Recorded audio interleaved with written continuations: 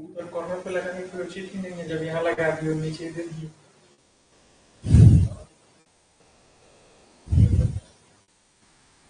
चलो बाद में बात करते हैं। लाइव आवाज आ रही है मेरी? ऑडिबल हूं? क्या नाम है तुम लोगों का?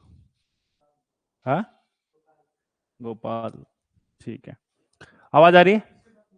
हाँ हाँ, अब आवाज आ रही है भाई? ठीक है, एक बार कमेंट करके बता दो सभी बच्चे कि हाँ आवाज आ रही है। Okay, welcome Adarsh. I hope आप सभी लोग बहुत अच्छे होंगे।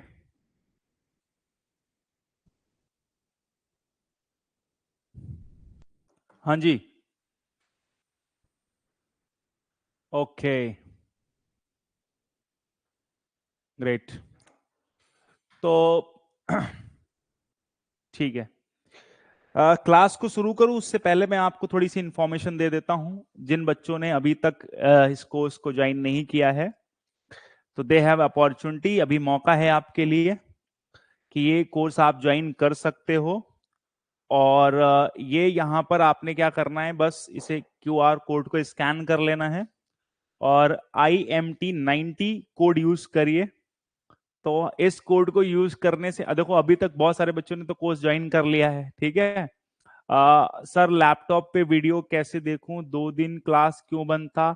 Weekend Saturday Sunday class of रहेगा कुमार। और जिनको लैपटॉप पे देखना है they must call on this number. कहाँ गया, एक सेकेंड नंबर मैं आपको देता हूँ, आप उस नंबर पे कॉल करो, they will assist you a lot, ठीक है। इस नंबर पे कॉल करो, फिर वो आपको बताएंगे कि कैसे लैपटॉप पे इसे देखा जा सकता है, क्या प्रोसेस है, ठीक है। आज की क्लास आप कर लीजिए ऐप के ऊपर, बट बाकी आप क्लास कर सकते हैं हमारे ऐप पर, और बाकी लाइव के लिए वेबसाइट के लिए आपको इस नंबर पे कॉल करके थोड़ा सा पता करना पड़ेगा, ठीक है। बेसिकली अभी के लिए आपको 90% का डिस्काउंट मिल रहा है। तो जो फीस आपको डिस्प्ले हो रही है ये बहुत लिमिटेड पीरियड ऑफ टाइम के लिए है, फर्स्ट कुछ बच्चों के लिए है। तो 50 प्रीलिम्स के टेस्ट भी मिलेंगे, और आज ही आपके इस प्लेटफॉर्म के ऊपर बहुत सारे टेस्ट अपलोड भी कर दिए गए हैं, ठीक है। तो ये बैच जो प्रीलिम्स ओरिएंटेड है, इस प्रीलिम्स ओरिएंटेड बैच के अंदर बेसिकली हमारा पर्पस ये था कि हम आपको कंप्लीट कोर्स भी करा दें, और साथ के साथ जो टेस्ट वाले एरिया है उसको भी हम कंप्लीट करें, ठीक है। हमारे टेलीग्राम चैनल को भी आप ज्वाइन कर सकते हो, इससे आपको रेलेवेंट इंफॉर्मेशन टाइम के साथ मिल जाया करेगी, ठीक है। करंट अफेयर की मैगजीन आ रही है जनवरी 2024 के लिए, मैगजीन हमने निकाल भी दी है, तो आप इसे भी डाउनलोड कर सकते हो। इसके लिए भी आप इस नंबर पर कॉल करके पता कर सकते हो। वन मोर थिंग, बीपीएससी की टेस्ट सीरीज को भी लॉन्च कर दिया गया है, और ये टेस्ट सीरीज भी हर संडे अवेलेबल होती है। और यहाँ पर बीपीएससी प्रीलिम्स टेस्ट सीरीज के लिए ये हमने स्टार्टअप किया हुआ है, ठीक है। तो अभी बहुत सारे टेस्ट सीरीज अगर जो सेपरेटली ज्वाइन करना चाहते हैं वो सेपरेटली ज्वाइन कर सकते हैं, जो इसके साथ ज्वाइन करना चाहते हैं वो साथ भी ज्वाइन कर सकते हैं। क्योंकि अगर आप कोर्स ज्वाइन करते हो तो आपको ये 50 टेस्ट यहाँ पर फ्री मिलेंगे, ठीक है।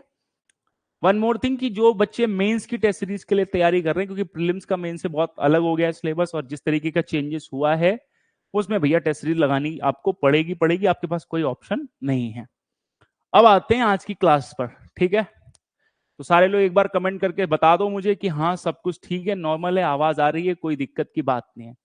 फिर हम आज की क्लास, ठीक है, पर डे कितना क्लास होगा प्लीज। अभी क्लास एक ही चलेगी, ठीक है। और फिर इस क्लास के बाद हम इसमें क्लासेस को ऐड ऑन कर देंगे, बढ़ा देंगे, जिससे कि टाइम पर ये सारी क्लासेस कंप्लीट हो जाएं।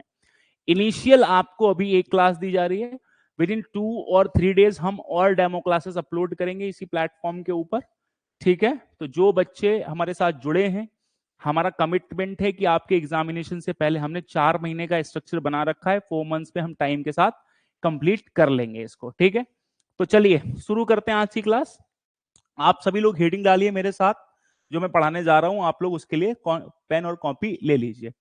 हेडिंग डालेंगे टाइप्स ऑफ इकोनॉमी, अर्थ व्यवस्था के प्रकार। डाल दीजिए हेडिंग, अर्थव्यवस्था के प्रकार, ठीक है। अर्थव्यवस्था को कितने प्रकार से हम विभाजित कर सकते हैं या बांट सकते हैं, वो यहां पर आपको बताया जा रहा है। पहला on the basis of production. तो पहला हम अर्थव्यवस्था या इकोनॉमी को प्रोडक्शन के आधार पर विभाजित कर सकते हैं, ठीक है, ध्यान रखेंगे। तो यहां पर हम ये कह सकते हैं कि उत्पादन के आधार पर, उत्पादन के आधार पर, ठीक है, उत्पादन के आधार पर यहां तीन प्रकार की अर्थव्यवस्थाओं को हम वर्गीकृत कर सकते हैं। पहला कैपिटलिस्टिक इकोनॉमी। कैसी इकोनॉमी? Capitalistic economy. अब कैपिटलिस्टिक इकोनॉमी का मतलब होता है पूंजीवादी अर्थव्यवस्था, ठीक है, पूंजीवादी अर्थव्यवस्था, यह हो गया। दूसरा सोशलिस्टिक इकोनॉमी, सोशलिस्टिक इकोनॉमी, जिसका मतलब हुआ समाजवादी अर्थव्यवस्था, ठीक है, क्या मतलब हुआ? समाजवादी अर्थव्यवस्था। और तीसरा कौन सा है? कमेंट सेक्शन में सभी लोग बताइए। मिक्स्ड इकोनॉमी, इसका मतलब हुआ मिश्रित अर्थव्यवस्था।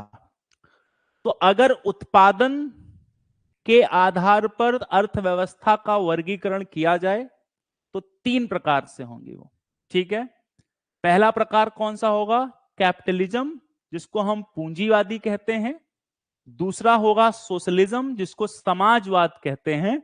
और तीसरा होगा मिक्स्ड इकोनॉमी, यानी कि मिश्रित अर्थव्यवस्था।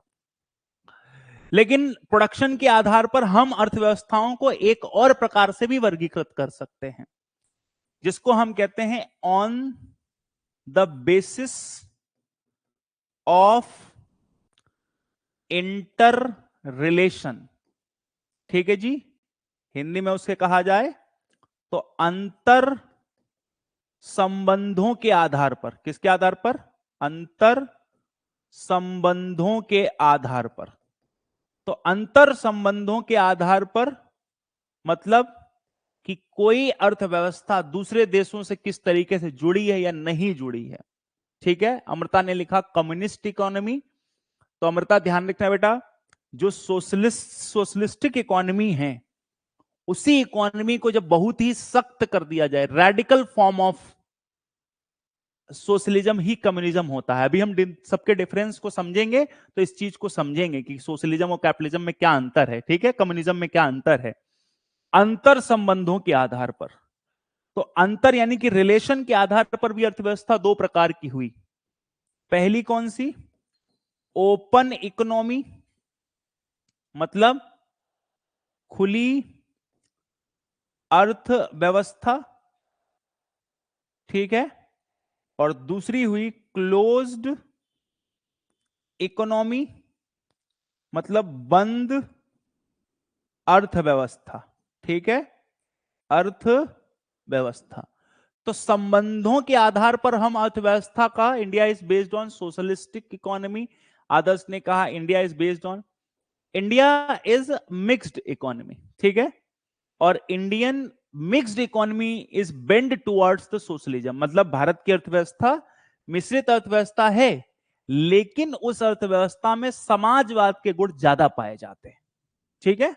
तो अगर आपसे पूछा जाए कि कौन सी अर्थव्यवस्था में, भारत की अर्थव्यवस्था कैसी अर्थव्यवस्था है, तो हम सोशलिज्म या कैपिटलिज्म नहीं कहेंगे, बल्कि हम कहेंगे भारत की अर्थव्यवस्था एक मिश्रित अर्थव्यवस्था है और इस अर्थव्यवस्था में समाजवादी गुण ज्यादा। अब हमें पता होना चाहिए समाजवादी गुण क्या होते हैं, हमें यह पता होना चाहिए कि मिश्रित अर्थव्यवस्था क्या है, कैपिटलिज्म क्या है, वो एक एक करके हम समझेंगे। तीसरा जो प्रकार है हम वो कह सकते हैं on the basis of development. किसके आधार पर? डेवलपमेंट के आधार पर।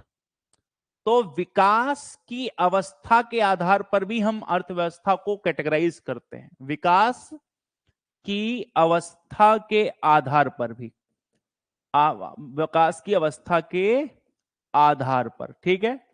अब विकास की अवस्था के आधार पर अगर देशों को वर्गित करिए तो आप सबको पता होगा, कमेंट सेक्शन में बताइए कि डेवलपमेंट के आधार पर अगर इकोनॉमी को आप पहचानना चाहते हैं तो कितने प्रकार की इकोनॉमी होती होंगी, तो वहां भी आपको 3 प्रकार की इकोनॉमी देखने को मिलेंगी। पहली कौन सी? Developed economy. कैसी इकोनॉमी? डेवलप्ड इकोनॉमी, मतलब विकसित अर्थव्यवस्था, ये देखने को मिलेगा। ठीक है जी। और दूसरा क्या देखने को मिलेगा? Developing economy. क्या देखने को मिलेंगी? डेवलपिंग इकोनॉमी, मतलब विकासशील अर्थव्यवस्था। ठीक है जी, विकासशील अर्थव्यवस्था ये देखने को मिलेगी। तीसरा क्या देखने को मिलता है, या जिसको हम कहते हैं लीस्ट डेवलप्ड, है ना? क्या कहते हैं? लीस्ट डेवलप्ड या अंडर डेवलप्ड। क्या कहते हैं? अंडर डेवलप्ड, मतलब ऐसी अर्थव्यवस्था जो अविकसित है। कैसी है? अविकसित। अविकसित मतलब जहां विकास शुरू नहीं हुआ है, तो अविकसित अर्थव्यवस्था है वो। कैसी अर्थव्यवस्था है? अविकसित अर्थव्यवस्था है, अविकसित अर्थव्यवस्था, है ना? तो हम अर्थव्यवस्थाओं का वर्गीकरण या क्लासिफिकेशन इनके बेसिस पर करते हैं। ठीक है, उम्मीद करते हैं इतनी बात सबको समझ में आ गई होगी। ठीक है, अगर हमें अर्थव्यवस्थाओं को बांटना है तो हम पहला बंटवारा कर सकते हैं प्रोडक्शन के आधार पर कि प्रोडक्शन कैसे होता है। ठीक है, on the basis of inter relation, संबंध कैसे हैं किसी के साथ, और कैसा डेवलपमेंट है, इसके बेसिस पर इकोनॉमी को पहचाना जाता है। तो सबसे पहले हम समझेंगे कि बेसिस ऑफ प्रोडक्शन के आधार पर जब अर्थव्यवस्था को हम बांटेंगे तो कौन कौन सी और कितने प्रकार से किस तरीके से काम करती है, तो एक एक करके इसमें आगे हम डालेंगे। हेडिंग डाल दीजिए, हेडिंग डालेंगे कैपिटलिस्टिक, कैपिटलिस्टिक इकोनॉमी, डालिए हेडिंग। पूंजीवादी अर्थव्यवस्था। ठीक है, अर्थव्यवस्था। ठीक है जी, क्या हेडिंग डालेंगे? पूंजीवादी। यहां तक सबको समझ में आ गया? एक बार कमेंट कर दो फटाफट कि हाँ जी कोई दिक्कत नहीं है। आगे चलिए, फिर एक एक करके सब कुछ समझना शुरू करेंगे। पूंजीवादी अर्थव्यवस्था। अच्छा, आपको मैंने पढ़ाया था कि इकोनॉमी का मतलब क्या होता है। इकोनॉमी बेटा, इकोनॉमी मतलब अर्थव्यवस्था का मतलब क्या होता है, याद करिए।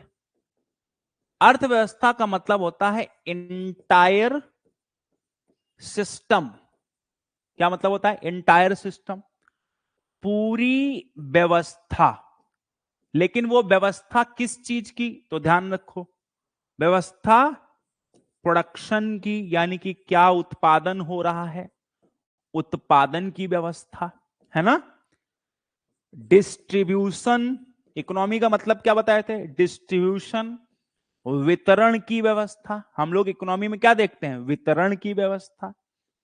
कंजम्पशन, उपभोग की व्यवस्था, है ना? उपभोग की व्यवस्था। और ये सब जिस भी देश में होते हैं उन्हें हम क्या बोलते हैं? All economic activity. क्या बोलते हैं? ऑल इकोनॉमिक एक्टिविटी, सभी आर्थिक क्रियाएं बोलते हैं। अब देखो जी, जब आप अर्थव्यवस्था में ये पढ़ते हैं कि हम पूरी व्यवस्था, जैसे भारत, भारतीय अर्थव्यवस्था, तो भारतीय अर्थव्यवस्था का संबंध वहां पर होने वाले उत्पादन, वितरण और उपभोग से है। या सिंपल सा मतलब है कि भारत में जितनी भी आर्थिक गतिविधियां हो रही हैं, सभी गतिविधियों को ही भारतीय अर्थव्यवस्था कहा जाता है। अब आर्थिक गतिविधियां क्या क्या हो रही हैं, खुद से बताओ। कोई गुड्स बना रहा है, अब गुड्स क्या बन रही है? कहीं कार बनाई जा रही है, कहीं बाइक बन रही है, कहीं ब्रेड बन रहा है, तो कहीं टीवी बन रही है, कहीं मोबाइल बन रहा है, हाँ या ना?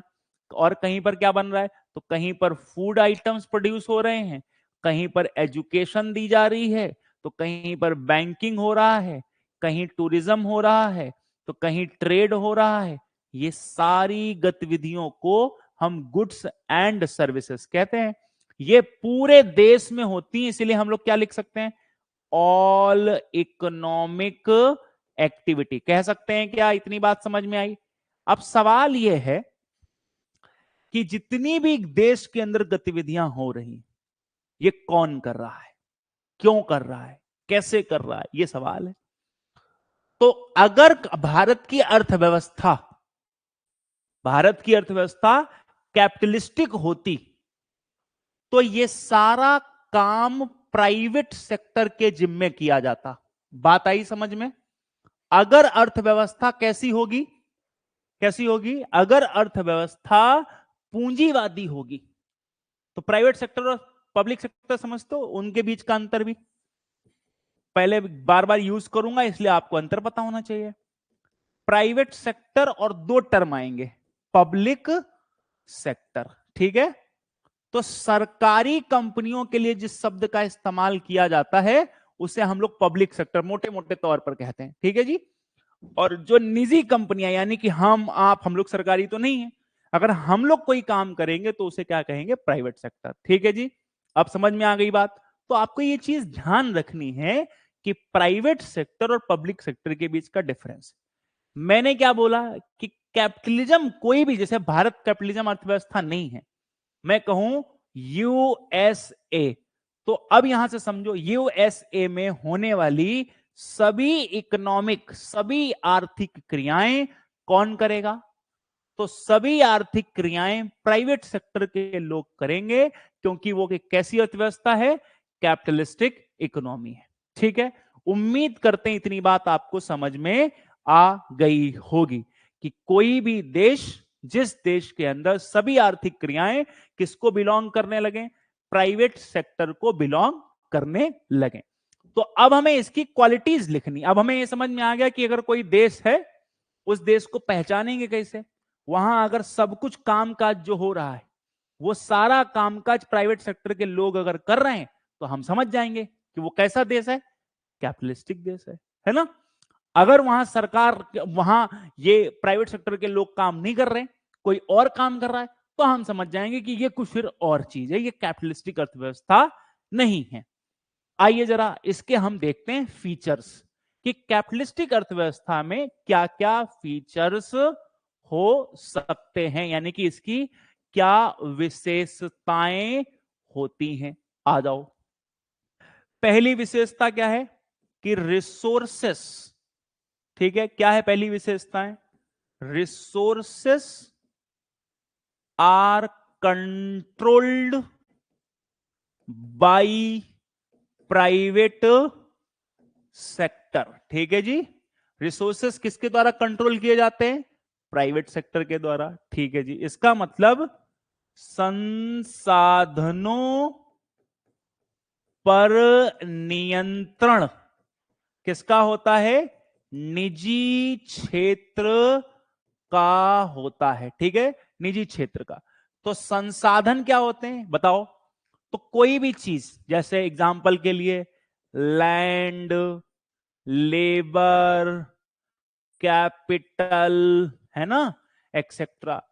तो कहते हैं कि चाहे वो पूंजी हो, है ना, जैसे मैं कहूं जैसे भूमि, श्रम, पूंजी, उद्यमशीलता, ठीक है, ये सब किसके पास होंगी?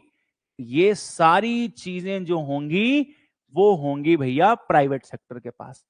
क्यों? क्योंकि इन्हीं की मदद से होता है प्रोडक्शन। इसीलिए इनको हम क्या कहते हैं? इनको हम कहते हैं फिक्स्ड फैक्टर ऑफ प्रोडक्शन। या अभी हम ये ना लिख के हम ऐसा लिख दें, फैक्टर ऑफ प्रोडक्शन, मतलब उत्पादन के साधन। अब बताओ, मैंने अभी क्या बताया था? अभी यही तो बताया था कि जो भी उत्पादन देश में होगा वो सारा का सारा प्राइवेट सेक्टर के लोग करेंगे। तो प्राइवेट सेक्टर के लोग तभी तो उत्पादन करेंगे जब उनके पास जमीन का मालिकाना हक हो, श्रम हो, पैसा हो, नॉलेज हो। ये सब चीजें प्राइवेट सेक्टर के पास होंगी तो वो आसानी से उत्पादन कर देंगे, है ना। अगर ये उनके पास नहीं होगा तो उत्पादन फिर वो कैसे करेंगे, ये भी आप सोचो। तो so that land, labour, capital, entrepreneurship, ये सारी चीजें जो भी वो उत्पादन करने वाली चीजें हैं, जिससे भी जो उत्पादन कर रहे हैं, सबके ऊपर इन्हीं का कंट्रोल होता है। प्राइवेट सेक्टर के लोगों का ही कंट्रोल होता है। ठीक है, यहां तक किसी को कोई तकलीफ नहीं होगी। अब सवाल यह है कि ये ऐसा क्यों कर रहे हैं।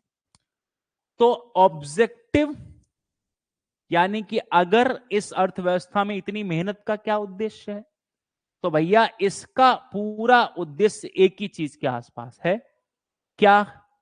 Profit making. भाई हम और आप, है ना, तभी काम करेंगे। देखो सरकार तो काम कर सकती है लोगों के कल्याण के लिए, है ना, लेकिन हम और आप तो कल्याण के लिए काम नहीं करेंगे। बोलो, ठीक है। Capitalist economy similar to Marxist economy नहीं, कार्ल मार्क्स सोशलिस्ट इकोनॉमी की वकालत करते हैं। अभी समझाता हूं कार्ल मार्क्स का क्या चक्कर है। ठीक है, तो अब जरा यहां पर एक बार सब लोग कमेंट कर दो कि यहां तक किसी को कोई तकलीफ नहीं है। अब ध्यान से सुनो, ऑब्जेक्टिव उद्देश्य क्या है? उद्देश्य है प्रॉफिट मेकिंग करना, लाभ अर्जित करना। लाभ कैसे होगा? तो लाभ होगा, देखो जी, इसकी अपनी एक खासियत है। कैसे, क्या खासियत है?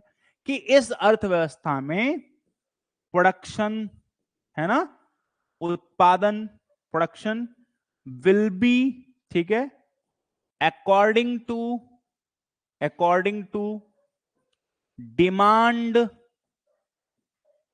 Of public. ठीक है जी, तो कहते हैं, देखो जी क्या लिखा हुआ है कि लोगों की, या जनता लिख लो, लोगों मत लिखो, जनता की मांग के अनुसार उत्पादन। ठीक है जी, जनता की मांग के अनुसार उत्पादन। ठीक है, तो जनता की मांग के अनुसार अगर प्रोडक्शन करोगे तो खूब कमाई होगी, है ना। जैसे मान लीजिए जो सोसाइटी में लोग हैं, अगर वो कहते हैं कि उन्हें मोबाइल चाहिए, तो कंपनी को मोबाइल बनाना चाहिए, ना कि टीवी बनानी चाहिए। जिस चीज की डिमांड ज्यादा है उसी पे लोग पैसा खर्च करते हैं ना। जैसे मान लो इंडिया में इलेक्ट्रिक कार जो है आज के समय में धीरे धीरे उनकी मांग बढ़ रही है। तो जो कंपनियां पेट्रोल डीजल की कार बनाती हैं, ठीक है, अच्छी बात है, लेकिन धीरे धीरे करके क्या होगा, एक समय आएगा लोग पेट्रोल डीजल की कार क्या करना बंद कर देंगे, उसकी डिमांड करना। क्योंकि सबको समझ में आ जाएगा कि पेट्रोल डीजल सरकार महंगा भी कर रही है और इसे खरीदना मुश्किल भी है, और इलेक्ट्रिक कारें थोड़ी सस्ती भी है। तो धीरे धीरे क्या करना चाहिए, क्या यहां पर हमें एक चीज ध्यान रखनी चाहिए कि एज अ सप्लायर या प्रोड्यूसर हमको इस चीज का ध्यान होना चाहिए कि कौन सी गुड्स की डिमांड ज्यादा है, उत्पादन उसी के अनुसार होना चाहिए। मांग अगर इलेक्ट्रिक कार की है तो बनाने वालों को इलेक्ट्रिक कार बनानी चाहिए। अगर वो साइकिल बना देंगे तो बिकेगी नहीं, क्योंकि लोग साइकिल खरीदेंगे ही नहीं, है ना। जिस चीज की मांग है उसी चीज की डिमांड, उसी चीज का प्रोडक्शन होना चाहिए। क्यों? क्योंकि इस अर्थव्यवस्था में आप क्या कमाना चाहते हैं, लाभ। तो लोगों की डिमांड का खास ख्याल रखिए। ठीक है, फिर क्या होता है इस अर्थव्यवस्था में, एक सबसे बढ़िया चीज होती है कि सब लोग उत्पादन कर सकते हैं, है ना। सब लोग उत्पादन करने का मतलब है no interference of government. No interference of government का मतलब हुआ कि सरकारी हस्तक्षेप नहीं होता। ठीक है, सरकारी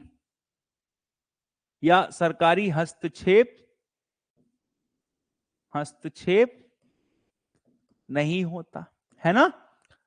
अच्छा, सरकारी हस्तक्षेप नहीं होता है का मतलब क्या है कि सरकार नहीं होती क्या इस देश में? नहीं, होती तो है सरकार, लेकिन मैंने पीछे बताया आपको, याद करो क्या कहा कि सभी आर्थिक क्रियाएं प्राइवेट सेक्टर के लोग करेंगे।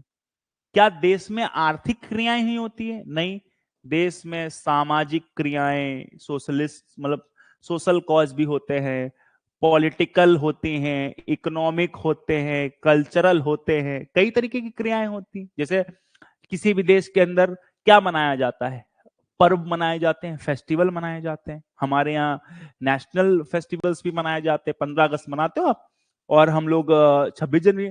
तो ये सब काम सरकार का वो करे, उससे कोई फर्क नहीं पड़ता। चुनाव वगैरह होते हैं, सरकार लड़े, कोई फर्क नहीं पड़ता, है ना।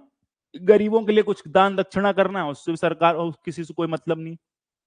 लेकिन जितना भी काम प्रोडक्शन से रिलेटेड है, गुड्स एंड सर्विसेज से, वो केवल कौन करेगा? वो प्राइवेट सेक्टर के लोग पूरी आजादी से करते हैं। यानी कि यहां लिबरल हो जाती है गवर्नमेंट। गवर्नमेंट नहीं घुसती। गवर्नमेंट ये नहीं कहती कि मैं ही बनाऊं। जैसे भारत के अंदर एक एग्जांपल लो, इंडिया में सबसे पहले क्या था ना, जब 1948 के अंदर एक इंडस्ट्रियल पॉलिसी बनाई। उस पॉलिसी, जैसे आजाद हुए 1947 में, तो जब आजाद हुए तब यह तय हुआ कि उत्पादन कैसे किया जाएगा। तो सबसे पहले एग्रीकल्चर में बहुत सारे लोग थे, तो एग्रीकल्चर सबको करने के लिए अलाउ कर दिया गया कि कोई भी करे, कोई दिक्कत नहीं। क्यों कर दिया गया?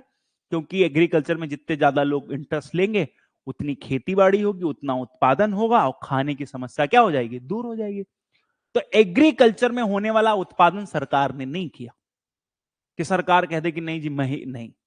लेकिन सरकार ने बहुत सारे ऐसे क्षेत्र अपने पास रख लिए जिसमें प्राइवेट सेक्टर के लोग नहीं जा सकते थे बिना परमिशन के। जैसे aviation sector, railway, arm and ammunition, मतलब हथियारों को बनाने का काम।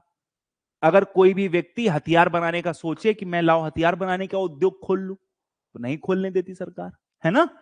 अगर कोई ये सोचता है कि लाओ अपनी रेलवे खोल लूं, क्योंकि बस चलाते ना, बसें खोल लूं, तो भाई साहब सरकार ने लिमिट कर दिया कि कौन से काम लोग कर सकते हैं और कौन से नहीं कर सकते।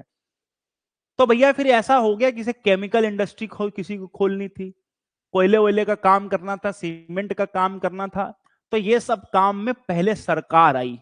इलेक्ट्रिसिटी का काम करना था, अब तो भारत के अंदर इलेक्ट्रिसिटी के प्लांट प्राइवेट कंपनी भी लगा सकती है। तो इलेक्ट्रिसिटी भी क्या है? एक पब्लिक गुड है। कैसी गुड है? Public good. पब्लिक गुड मतलब जिसका इस्तेमाल पब्लिक के लिए किया जाता है। तो अब जरा यहां पर आप सोचो कि जब यहां ये सब प्रोडक्शन होता है इन देशों में, तो सरकार सारे ही काम छोड़ देती, कुछ एक काम जैसे अपने पास रख लेती, जैसे हथियारों का काम रख लेती, क्योंकि फिर लोग हथियार बना के बेचने लगेंगे तो दिक्कत हो जाएगी। अगर हथियार बना दिए किसी ने, तो गोला बारूद बना दिया और बेचने लग गए बाजार में, तो ये फिर समस्या है ना, वो तो नहीं बिकने चाहिए। तो इसीलिए यहां पर कुछ क्षेत्र सरकार अपने अंदर रख लेती, बाकी सब ब्रेड बनाओ, बटर बनाओ, कुछ भी यहां पर कोयला प्रोड्यूस करो, बिजली बनाओ, सारा काम प्राइवेट सेक्टर को छोड़ दिया। ठीक है। तो इसीलिए यहां पर सरकारी हस्तक्षेप नहीं होता। जहां बेटा सरकारी हस्तक्षेप नहीं होता, उसे हम कहते हैं अहस्तक्षेप की नीति। क्या कहते हैं? अहस्तक्षेप की नीति। और ये अहस्तक्षेप की नीति के लिए जो टर्म इस्तेमाल होता है उसे कहा जाता है लेसेस फेयर। क्या कहा जाता है? Laces fair policy. ठीक है। लेसेस फेयर पॉलिसी एक लैटिन वर्ड है जिसका मतलब होता है लीव अस अलोन। इसका मतलब यह हुआ कि अहस्तक्षेप नीति का मतलब है कि भैया कैपिटलिस्टिक इकोनॉमी में सरकार का कोई भी इंटरफेरेंस नहीं होता है। सरकार का कोई भी इंटरफेरेंस नहीं होता है। उम्मीद करते हैं इतनी बात आपको समझ में आ गई होगी, अहस्तक्षेप की नीति। ठीक है। अब यहां पर एक चीज और आपको ध्यान रखनी है कि यहां पर तो क्या प्रोडक्शन कोई भी कर सकता है। यस, कोई भी कर सकता है। तो जैसे मान लो मैं मार्कर बना रहा हूं, मैंने खूब पैसा कमाया, तो दूसरे लोग भी देखेंगे इस चीज को, तो वो भी मार्कर बनाना शुरू कर देंगे। फिर तीसरे लोग भी देखेंगे, वो भी मार्कर बनाना शुरू कर देंगे, क्योंकि सबको अलाउ है यहां, जो काम मन करे जो करे, कोई दिक्कत नहीं है। तो इसीलिए यहां पर आपको क्या देखने को मिलेगा? इस अर्थव्यवस्था में आपको देखने को मिलेगा कंपटीशन। क्या देखने को मिलेगा? कंपटीशन। कंपटीशन मतलब इस मार्केट के अंदर प्रतियोगिता देखने को मिलेगी। ठीक है जी। और प्रतियोगिता का मतलब है कि यहां कंपटीशन होगा, और यही वो कंपटीशन एक कारण होता है जिससे कीमतें थोड़ी सी कम हो जाती हैं। ठीक है। तो सो दैट हम ये कह सकते हैं कि कंपटीशन भी सब बाजार के अंदर देखने को मिलेगा। ठीक है। लेकिन इस वाली अर्थव्यवस्था में ना कुछ समस्याएं भी हैं। क्या समस्याएं हैं? आप जरा सोचकर देखो। क्या इस अर्थव्यवस्था में एक बड़ी समस्या यह हो सकती है कि लोग, जैसे मान लो मैंने लोगों को रखा और उनसे काम करवाने का शुरू किया। क्यों करवा रहे हैं? क्योंकि हमें ज्यादा से ज्यादा प्रॉफिट हो सके। तो क्या मैं लोगों का शोषण या एक्सप्लॉयटेशन भी शुरू कर दूंगा, क्योंकि मैं कहूंगा कि ज्यादा से ज्यादा काम करके दो, है ना? जैसे गुड्स एंड सर्विसेज जो मैं प्रोड्यूस कर रहा हूं वो तो कर ही रहा हूं, लेकिन मैं उनसे ये भी कहूंगा कि आप ज्यादा से ज्यादा काम करिए। इसके लिए हम यहां पर एक इंसिडेंट समझते हैं कि इस चीज की शुरुआत कैसे होती है और यहां पर ये क्या मुद्दा निकलकर सामने आता है। चलो जी, मैं आपको एक पीपीटी दिखाता हूं जिससे आप यहां पर होने वाले अत्याचार के बारे में ठीक से समझ पाओगे। देखो जी, आप सबको याद होना चाहिए कि अगर आपको नहीं पता तो मैं आपकी जानकारी के लिए बता दूं कि ये जो हमारी कैपिटलिस्टिक इकोनॉमी वाली अप्रोच है ना, इसकी सही मायने में शुरुआत इंडस्ट्रियल रेवोल्यूशन से मानी जाती है। इंडस्ट्रियल रेवोल्यूशन क्या है, पहले इसको समझेंगे। देखो भाई, अब तक 3 इंडस्ट्रियल रेवोल्यूशन परिभाषित की गई और चौथा इंडस्ट्रियल रेवोल्यूशन अभी चल रहा है। इंडस्ट्रियल रेवोल्यूशन का मतलब क्या हुआ? इंडस्ट्रियल रेवोल्यूशन का मतलब हुआ कि जब से हमारे दैनिक जीवन में यानी कि डेली रूटीन लाइफ में उद्योगों ने प्रवेश किया है, ठीक है? तो सबसे पहले माना जाता है कि 1750 से लेकर 1850 के बीच में सबसे पहले स्टीम इंजन, सिलाई, इन सब चीजों का आविष्कार हुआ, जिससे कि हमारे हमारे काम को, हमारे गुड्स को, लोगों की लाइफस्टाइल को तेजी मिली। फिर 1850 से 1915 के बीच हमने ऐसी मशीनों का आविष्कार किया जिसने बहुत ज्यादा मात्रा में प्रोडक्शन करना शुरू किया। जैसे मान लो कोई भी व्यक्ति हाथ से सिलाई करता है और कपड़ा बनाता है, और एक व्यक्ति जो मशीन से कपड़ा बना देता है, तो बताओ कौन ज्यादा लाभ कमाएगा? जो मशीन से बनाता है। तो उद्योगों ने यह काम शुरू कर दिया कि पहली उद्योग थी, पहली औद्योगिक मतलब क्रांति थी, जिसको हम औद्योगिक क्रांति पहली कहते हैं, वो 1750 से 1850 के बीच आई। दूसरी औद्योगिक क्रांति 1850 से 1915 के बीच आई।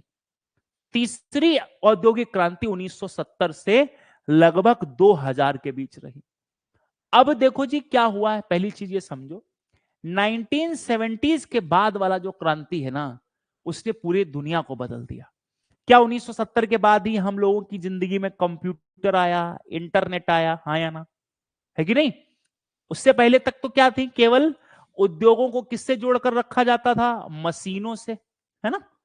कि मशीनें हैं, मशीन का मतलब किसी ने पंखा बना दिया, टीवी बना दी, और मतलब हालांकि उतना तो नहीं हो पाया था उस समय, रेडियो बना दिया, मोटरसाइकिल बना दी, साइकिल बना दी, उसी को उद्योग मानते थे। पहले जब साइकिल का आविष्कार हुआ तो साइकिल तो आदमी से तेज चल रही है ना, तो उससे साइकिल के आविष्कार ने लोगों को ज्यादा एफिशिएंट बना दिया। मतलब साइकिल के आविष्कार से लोग क्या हो गए? तेज हो गए। फिर मोटरसाइकिल से और तेज हो गए, बाइक से और तेज हो गए, है ना? फिर रेलवे आ गई तो और ज्यादा दूर दूर तक जाने लग गए, सेफ भी हो गए, सुरक्षित भी हो गए, है ना? तो ये, लेकिन आज के समय पर अब देखें तो अब नए तरीके की औद्योगिक क्रांति है। कैसी औद्योगिक क्रांति? अब कहते हैं अब इंटरनेट ऑफ थिंग्स आ चुकी है। क्या बहुत सारा काम हम इंटरनेट से ही कर लेते हैं? अब आप खुद सोचो, आप अपने राज्य के किसी हिस्से में बैठे हो, लेकिन वर्तमान में हुई इस उद्योग की प्रगति, यानी कि इस प्रगति से, ये जो हम देख रहे हैं इस डेवलपमेंट से, मैं भारत के किसी भी कोने में किसी को भी पढ़ा सकता हूं। भारत क्या, दुनिया के किसी भी हिस्से में पढ़ा सकता हूं कि नहीं? तो सो दैट क्या मैं ऐसा कह सकता हूं कि ये हमारी 4th इंडस्ट्रियल रेवोल्यूशन है। आजकल आप आर्टिफिशियल इंटेलिजेंस का नाम सुनते हो, चैट जीपीटी का नाम सुनते हो ना, तो इस तरीके की चीजों का नाम सुनते हो। जैसे मान लीजिए आपको एक एप्लीकेशन लिखनी थी पहले, अब एप्लीकेशन लिखना नहीं आता आपको, तो आप घंटों बैठे हुए हो, लेकिन अब इंटरनेट की मदद से आप एप्लीकेशन लिख सकते हो, 2 मिनट में लिख देगा वो आपको। तो बताओ, जो काम मैं 1 घंटे में सोच विचार के दुनिया का काम समय बर्बाद करके करता, अब वो 2 मिनट में लिख दिया, जमा कर दिया, मैं कुछ और काम में पैसे कमाने पे चला गया, है ना? तो ये चीज। अच्छा जी, सवाल ये है कि ये कैपिटलिज्म क्यों आया? तो देखो जी, सबसे पहले हमें एडम स्मिथ के बारे में समझना पड़ेगा। देखो भैया, एडम स्मिथ जब पैदा हुए तो 1723 का समय है, और जो अपनी जवानी में थे, यानी कि जब वो बड़े हो गए, उसी समय पूरी दुनिया में क्या, अगर हम देखें तो इंडस्ट्रियल रेवोल्यूशन की ठीक झलक हमें कहां देखने को मिलेगी? यूरोप में, ठीक है। और जो हमारे एडम स्मिथ भी हैं वो भी यूरोप से ही हैं। तो वो क्या देख रहे हैं कि उद्योगों में लोगों की जरूरत है। किसकी जरूरत है? लोगों की। तो इन्होंने कॉन्सेप्ट दिया कि अगर ये उद्योग हम लोग लगा रहे हैं, यानी कि इंडस्ट्री लगा रहे हैं, तो इसे प्राइवेट सेक्टर के हवाले कर दो। आप किसके हवाले कर दो? प्राइवेट सेक्टर के। उद्योग खूब बन रहे हैं, लेकिन अगर इसे सरकार को दे दोगे तो क्या हो जाएगा?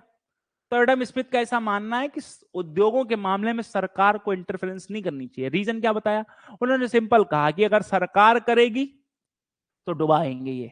क्यों? क्योंकि सरकार के हाथ में जैसे उद्योग जाएंगे, जैसे इंडिया में क्या होता है, सरकारी कंपनियां, नाम सुना है बीएसएनएल, सरकार के पास था, आजकल नुकसान में है वो। इसी तरीके से अगर हम देखें क्योंकि सरकारी कंपनी की होते ही उसमें क्या होना शुरू हो जाएगा? उसमें सबसे जरूरी जो चीज होती है करप्शन, वो होना शुरू हो जाता है। और उस करप्शन की वजह से हम देखेंगे कि वो उत्पादन नहीं कर पाएंगे, क्योंकि लोगों को निकाले जाने का डर खत्म हो जाएगा। तो यहां पर इंडस्ट्रियल रेवोल्यूशन, तो एडम स्मिथ का ऐसा मानना है कि जो उद्योग खूब आगे बढ़ रहे हैं, ये बढ़ते हुए उद्योगों में क्या करना चाहिए? प्राइवेट सेक्टर के हाथों में दे देना चाहिए। और प्राइवेट सेक्टर के हाथों में यानी कि ये उद्योगों को कैपिटलिस्टिक मॉडल पर लागू किया जाना चाहिए। अब कैपिटलिस्टिक मॉडल क्या कहता है? कि प्रॉफिट कमाने पर ध्यान दो। अब ज्यादा से ज्यादा प्रॉफिट कैसे आएगा? तो ज्यादा से ज्यादा प्रॉफिट आएगा एक्सप्लॉइटेशन या शोषण से। यस या नो? बोलो। जैसे अगर मान लो ये कोई भी ए बी, ये एक्स पर्सन है। अब ये एक्स पर्सन अगर इस उद्योग का मालिक है, इसके अंदर 50 लोग काम करेंगे, 8 घंटे की ड्यूटी करेंगे तो 100 आइटम बनाते हैं। और अगर इनसे वो जबरदस्ती 9 घंटे का काम करवाए तो 150 आइटम बनाएंगे। तो लेकिन वो 1 घंटा ज्यादा भी तो काम करा रहा है, तभी तो वो ज्यादा पैसा कमाएगा। तो यहां से ये विचारधारा निकली। लेकिन इसकी खासियत ये थी कि प्रॉफिट होगा तो फिर वो आगे चल के लोगों को क्या दे पाएंगे? एम्प्लॉयमेंट, यानी कि रोजगार दे पाएंगे, है ना? रोजगार। लेकिन भाई आप ये सोचो, इस रोजगार में क्या शोषण भी है? सही तरीके से लोग, अगर मान लीजिए इनके पास पर्याप्त लोग नहीं हुए, तो क्या कोयले जैसी खदानों में बच्चों को भी काम करने के लिए मजबूर कर दिया जाएगा? क्या महिलाओं का भी शोषण होगा? विमेन को भी मजबूर कर दिया जाएगा उन खदानों में काम करने के लिए? क्यों? क्योंकि इस अर्थव्यवस्था का मॉडल ही ऐसा है कि हमें लाभ कमाना है। तो जो मालिक है उसे इस बात से फर्क नहीं पड़ता कि कितना शोषण हो रहा है, बल्कि वो इस चीज पर ज्यादा फोकस करेगा कि किस तरीके से अर्थव्यवस्था में ज्यादा से ज्यादा आउटकम निकाल सके। तो हम यहां पर देख सकते हैं कि इस मॉडल में क्या हो सकता है? पॉजिटिव चीजें, लोगों को एम्प्लॉयमेंट मिलता है। अगर यहां पर पॉजिटिव देखें तो लोगों के लिए एम्प्लॉयमेंट की नौकरियां, यानी ज्यादा नौकरियां उत्पन्न हो सकती है। लेकिन दूसरी तरफ यहां एक्सप्लॉयटेशन भी हो सकता है ना? दूसरा, यहां जो प्रॉफिट हो रहा है उसका लाभ किसी एक व्यक्ति को ही जा रहा है। यानी कि क्या लाभ लोगों के साथ साझा किया जा सकता है? नहीं। मेरी कंपनी है, इस कंपनी में 10 लोग काम कर रहे हैं, वो मेरे लिए दिन रात एक कर दें, क्या उसका कोई फायदा मेरे एम्प्लॉइज को होगा? नहीं होगा। उनको बस सैलरी मिलेगी, मुझे उसका लाभ मिलेगा। तो ऐसी सिचुएशन में इस तरीके की अर्थव्यवस्था में कई सारी चुनौतियां देखी गई। उम्मीद करता हूं इतनी बात आपको समझ में आ चुकी होगी। अगर हम लिखेंगे यहां पर, हम 2-3 बातें और लिख सकते हैं अगर आप लिखना चाहें तो, कि इस कैपिटलिज्म वाले मॉडल के अंदर क्या हुआ। पहली प्रॉब्लम तो ये आई कि जो अर्थव्यवस्था है, उस अर्थव्यवस्था में यहां पर देखो फायदे और नुकसान दोनों दिए गए हैं। मैं आपके साथ शेयर कर देता हूं, ठीक है? देखिए क्या है नुकसान है। Firms can gain monopoly over exploit consumers. तो देखो जी, बड़ी बड़ी कंपनी होंगी। अब कंपनी क्या करती है? छोटी छोटी कंपनी, खूब पैसा होगा उनके पास। जैसे आज के टाइम पर जियो, नाम सुनते हो? जियो के आगे कोई टिक पा रहा है? नहीं टिक पा रहा है, क्योंकि खूब पैसा कमा लिया तो उन्होंने छोटी मोटी कंपनियों को चलने ही नहीं दिया। तो क्या लिख सकते हैं हम यहां पर? हिंदी में लिखेंगे कि फर्म, यानी फर्म मतलब होता है कंपनी, फर्म का एकाधिकार, ठीक है, अधिकार, एकाधिकार स्थापित हो सकता है, पहला चीज ये, ठीक है। दूसरा, जो क्या कर सकता है, उपभोक्ताओं का शोषण हो सकता है, क्योंकि भाई एक ही कंपनी है तो उस शोषण कर लेगी वो, ठीक है। अब ये बताओ, बड़ी बड़ी कंपनियां जैसे जियो के सामने छोटी कंपनियां तो बंद हो गई, तो जो लोग छोटी छोटी कंपनियों में काम करते थे अब किसके पास जाएंगे, वो जाएंगे खाली जियो के पास कि भाई हमें रख लो, क्योंकि उन्हें कुछ और आता ही नहीं है। तो क्या हम यहां पर कह सकते हैं कि ऐसी सिचुएशन में यह भी देखने को मिलेगा कि फर्म, ठीक है जी, शोषण करेंगी, किसका, श्रमिकों का। तो यहां पर शोषण भी होगा, क्योंकि उनके पास नौकरी का कोई और विकल्प होगा ही नहीं, और सरकार का कोई रोल नहीं है कि सरकार शोषण होने से बचा सके, ये भी तो सोचो।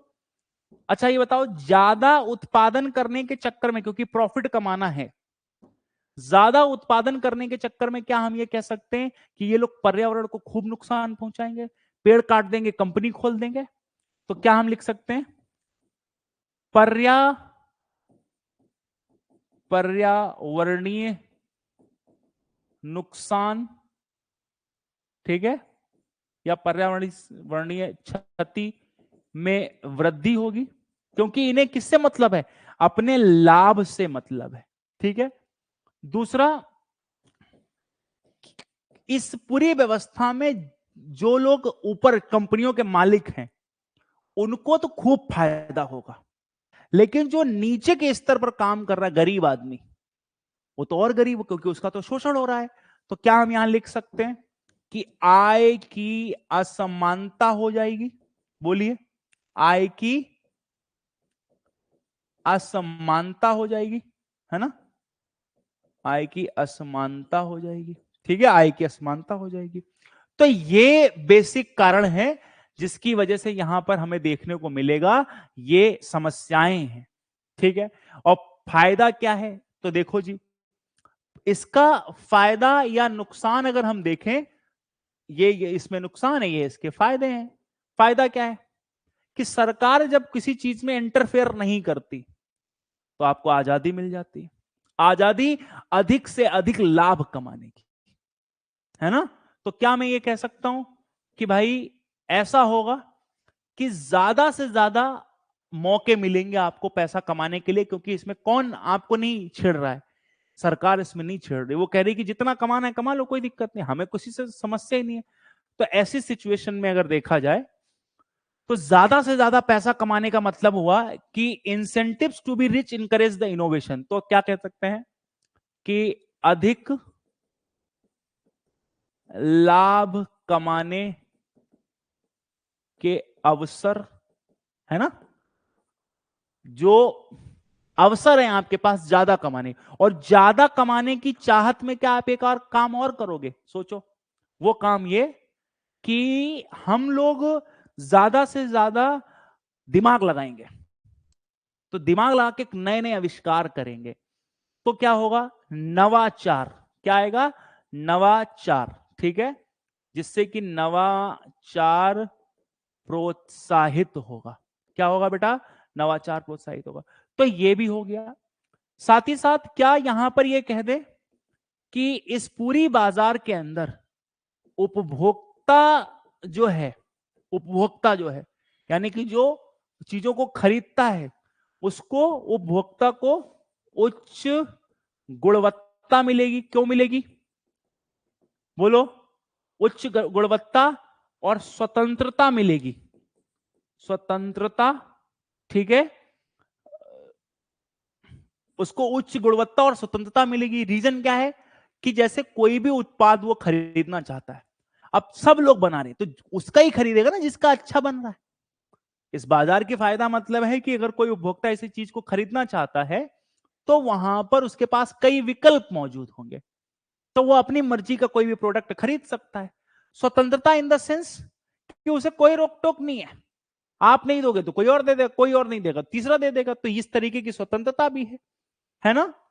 दूसरा यहां पर क्या मैं ऐसे कह सकता हूं, राजनीतिक, है ना,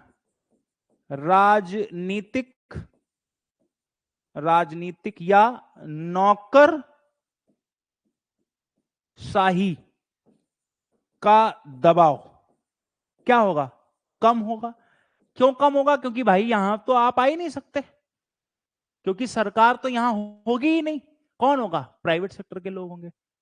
क्या इतनी बात सबको क्लियर है, एक बार यस कर दो कि हाँ जी कैपिटलिज्म के अंदर ऐसा है, और कैपिटलिज्म के अंदर फायदे ये हैं कि खूब लाभ कमाने का अवसर है। सब लोग कमेंट सेक्शन में लिख दीजिए, नए नए नवाचार होता है इसके अंदर, खूब मौका मिलता है, क्योंकि ज्यादा लालच या प्रॉफिट कमाने के चक्कर में लोग खूब टेक्नोलॉजी को बढ़ावा देते हैं। साथ ही साथ उच्च गुणवत्ता वाले प्रोडक्ट उपभोक्ताओं को मिल सकते हैं, अपनी मन का प्रोडक्ट वो खरीद सकते हैं, खूब स्वतंत्रता होती है उनको कि जो मन करे उस तरीके का प्रोडक्ट कहीं भी खरीदा जा सके।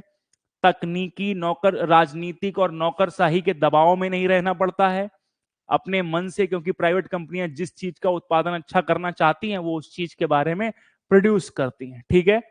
सेकंड, अगर हम नुकसान की बात करें तो फर्म का एकाधिकार स्थापित हो जाता है, मोनोपोली हो जाती है। साथ ही साथ उपभोक्ताओं का शोषण भी किया जा सकता है, लेकिन फर्म शोषण करेगी श्रमिकों का, उसका कारण यह है क्योंकि फर्म अधिक से अधिक लाभ कमाना चाहती है। पर्यावरण क्षति में वृद्धि देखने को मिल सकती है, आय की असमानताएं देखने को मिल सकती हैं, ठीक है जी। और यहां पर जो सबसे जरूरी चीज मैंने आपके साथ डिस्कस करी वो ये कि इस पूरी अर्थव्यवस्था के अंदर हम अक्सर देखेंगे कि इसमें शोषण ज्यादा होता हुआ दिखाई देगा।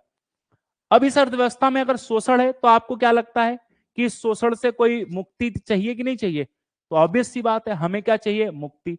मैंने आपको बताया कि इस पूरी अर्थव्यवस्था में अगर हम देखें, कभी ऐसा पूछा जाए कि भाई इस अर्थव्यवस्था के जनक कौन है, फादर कौन है, तो हम लिख सकते हैं कि पूंजीवादी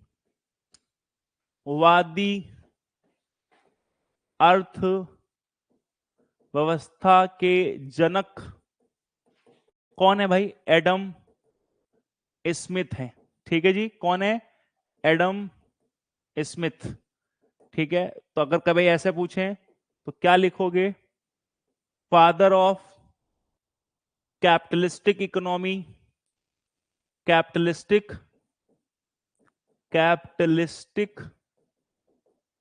इकोनॉमी कौन है, एडम स्मिथ है, ठीक है जी। उन्होंने एक बुक भी लिखी बेटा, वेल्थ, बुक का नाम भी लिख लो, बुक वेल्थ ऑफ नेशंस, ठीक है जी, वेल्थ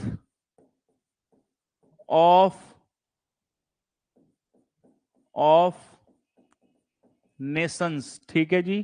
क्या हुआ इस बुक के अंदर, तो आप ध्यान रखना, उन्होंने फ्री मार्केट के कॉन्सेप्ट को बताया, मुक्त बाजार के बारे में बात की, ठीक है जी, कि उस पर काम करना चाहिए। लिमिटेड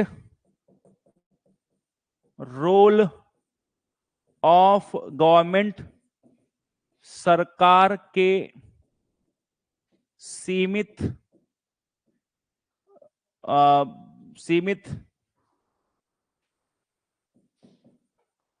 हस्तक्षेप की बात की कि सरकार को बहुत लिमिटेड होना चाहिए। फिर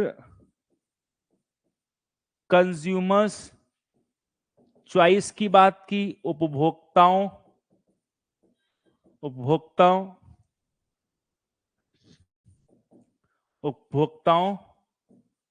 की मांग की बात की। तो ये जो किताब थी, इसी किताब से पता चला कि भाई ये क्या चाहते हैं। तब हमें पता चला कि ये चाहते हैं कि बाजार को मुक्त होना चाहिए, सरकार को हस्तक्षेप कम करना चाहिए, और उपभोक्ता जो मांग रहे हैं वो बनाना चाहिए। तो यहीं से हमें पता चल जाता है कि जो एडम स्मिथ थे वो इस विचारधारा के काफी करीब थे, और उनका यहीं से हमें पता चलता है कि कैपिटलिस्टिक अप्रोच इस तरीके की आगे बढ़ी।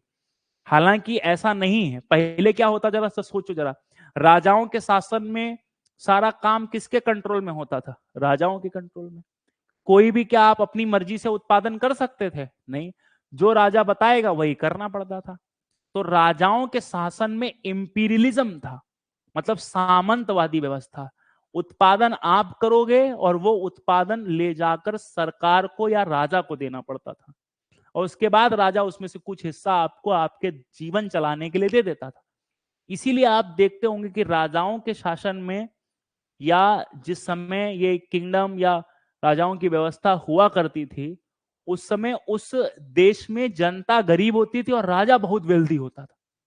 उसका कारण क्या था? उसका कारण था वहां का सिस्टम, यानी कि जो उत्पादन करके आप लाए हो वो चढ़ावा चढ़ा दो सरकार को यानी राजा को, और उनमें से वो कुछ हिस्सा आपको दे देगा।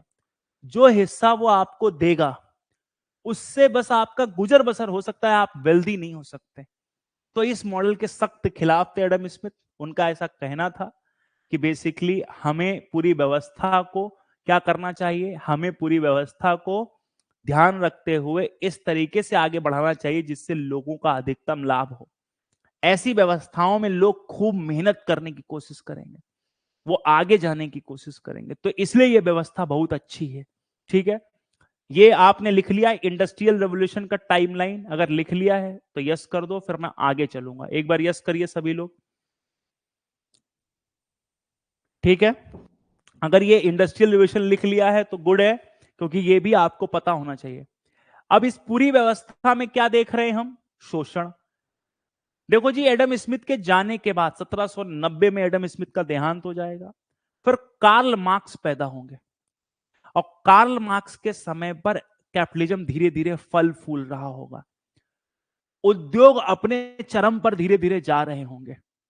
तो कार्ल मार्क्स देखेंगे कि उद्योगों में छोटे छोटे बच्चे काम कर रहे हैं, महिलाएं काम कर रही हैं, और उन उद्योगों या इंडस्ट्रीज में खूब सारा पैसा कमाया जा रहा है, लेकिन उन पैसों को गरीबों के साथ साझा नहीं किया जा रहा। मतलब उसका मालिक अमीर क्लास का ही आदमी बन रहा है, जिस बात से आहत हो जाएंगे, क्योंकि उनका ऐसा मानना है कि जैसे ये कंपनी का मालिक है और नीचे ये इतने सारे लोग काम करते हैं, ठीक है, तो जो ये प्रॉफिट कमाते हैं, इस प्रॉफिट का अकेले हकदार कैपिटलिज्म में कौन बनता है? उसका मालिक। वो गरीबों के साथ कुछ बांटता नहीं है। जब वो गरीबों के साथ कुछ बांटेगा ही नहीं तो ये लोग हमेशा गरीब ही रह जाएंगे। जबकि यहां पर एडम स्मिथ क्या, जबकि कार्ल मार्क्स कहते हैं ऐसा नहीं है, ऐसा नहीं होना चाहिए। ये जो प्रोडक्शन है, इस प्रोडक्शन पर सबका बराबर का अधिकार है। किसका? कोई अमीर गरीब नहीं होना चाहिए। यानी कि जो भी कमाओ उसको सब में बांटो ना, हाँ या ना? मेहनत नीचे के लोग कर रहे हैं तो सारी मजा ऊपर के लोग क्यों मारे? इसी चीज से परेशान होकर क्या किया गया? इसी चीज से परेशान होकर इन्होंने बेसिकली एक नई व्यवस्था इंट्रोड्यूस की, जिसे सोशलिज्म कहा गया। क्या कहा गया? सोशलिज्म। आइए अब हम लोग सोशलिज्म पर थोड़ी बात कर लेते हैं कि सोशलिज्म क्या व्यवस्था है। आइए देखते हैं। रुक जाइए, हाँ जी, yes.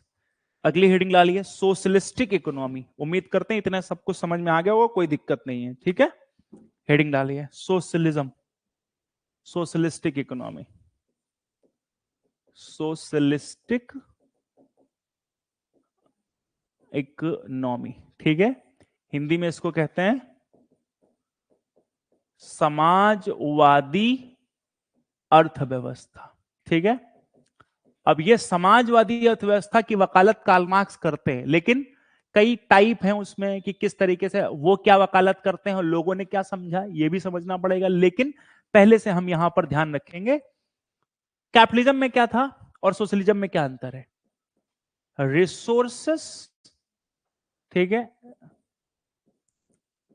Resources are controlled by, resources are controlled by government या फिर अथॉरिटीज। अथॉरिटीज का मतलब कई बार सरकार ना करके सरकार कोई कंपनी खोल देती कि तुम लोग देखो, है ना? जैसे हमारे यहाँ आरबीआई खोल दी तो सारे फाइनेंशियल मैटर वही देखते हैं। तो क्या हम लिख सकते हैं? संसाधनों पर सरकारी नियंत्रण। ठीक है जी। अब आप बताओ, हर चीज सरकार के कंट्रोल में, मतलब रिसोर्सेज, मतलब फिर से याद रखो, लैंड, लेबर, कैपिटल, एंटरप्रेन्योरशिप, है ना।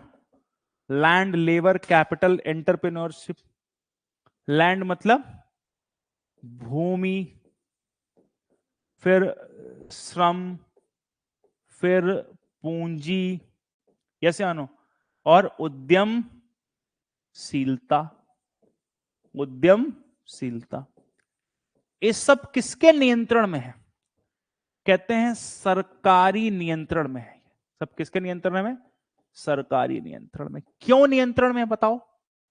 क्योंकि सरकार कहती कि जमीन से लेके हर चीज हमारे पास ही रहेगी। क्यों? क्योंकि सरकार खुद से ही उत्पादन करना चाहती है। इसका कारण क्या है? कहते हैं ऐसी व्यवस्था का एक ही कारण हो सकता है, ऑब्जेक्टिव या उद्देश्य। क्या हो सकता है भाई? पहला उद्देश्य बताओ जरा, क्या पहला उद्देश्य हो सकता है? सर पहला उद्देश्य यह हो सकता है या ऑब्जेक्टिव हो सकता है कि जब कभी भी प्रोडक्शन होगा, उसका मुख्य उद्देश्य होगा पब्लिक वेलफेयर, यानी कि लोक कल्याण। अब ये लोक कल्याण का मतलब क्या हुआ? कहते हैं ऐसी व्यवस्था जिसमें सबका क्या हो सके, विकास हो सके। इसीलिए तो सरकार हर चीज अपने नियंत्रण में रखना चाहती है। क्यों? क्योंकि जैसे ही मुझे दे देगी ना, तो मैं अपने बारे में सोचने लगूंगा। इसलिए सरकार ने क्या करा कि सारा कुछ अपने नियंत्रण में रखा। अगर गवर्नमेंट अपने नियंत्रण में सब कुछ रखेगी ना, तो फिर वो अपने तरीके से बांटेगी। तो यहां पर जो प्रोडक्शन होगा ना, लिख सकते हैं हम, production will be according to need of public. क्या मैं लिख सकता हूं? लोगों की नीड मतलब आवश्यकता के अनुसार उत्पादन, है ना। लोगों की किसके अनुसार उत्पादन? लोगों की आवश्यकता के अनुसार उत्पादन। लोगों की आवश्यकता के अनुसार उत्पादन का मतलब जो भी उत्पादन किया जाएगा ना, उस उत्पादन में लोगों का ध्यान रखा जाएगा।